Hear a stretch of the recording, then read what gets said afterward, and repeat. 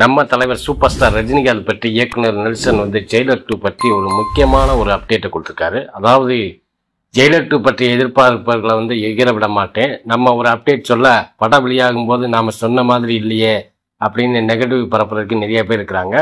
இப்படித்தான் வந்து கூலிப்படம் 1000 கோடி அடிக்கும்னு சொல்லி எதிர்பார்ப்பை எகிர விட்டு அது வசூல் பண்ணலைன்னா உடனே தோல்வி படம்னு சொல்கிறாங்க. தினைக்கு வந்து கூலிப்படம் வந்து பார்த்தீங்கன்னா 610 கோடிக்கு மேலே வசூல் பண்ணி தியேட்டருக்காரங்களுக்கு நல்ல லாபத்தை கொடுத்த படம். அப்படி இருந்தும் பார்த்தீங்கன்னா படம் வசூலாகலை அப்படின்னு நெகட்டிவ்ஸ் வந்து பரப்புறது.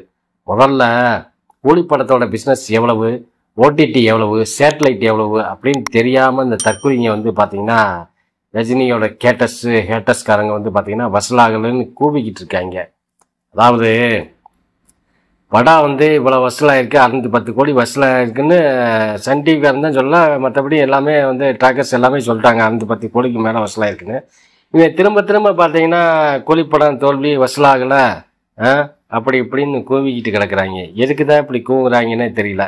ஓகே ஃப்ரெண்ட்ஸ், இந்த வீடியோ பிடிச்சிருந்தா லைக் பண்ணுங்கள், கமெண்ட் பண்ணுங்கள், ஷேர் பண்ணுங்கள், முக்கியமாக வந்து சப்ஸ்கிரைப் பண்ண வந்துடுறாங்க. மகிழ்ச்சி.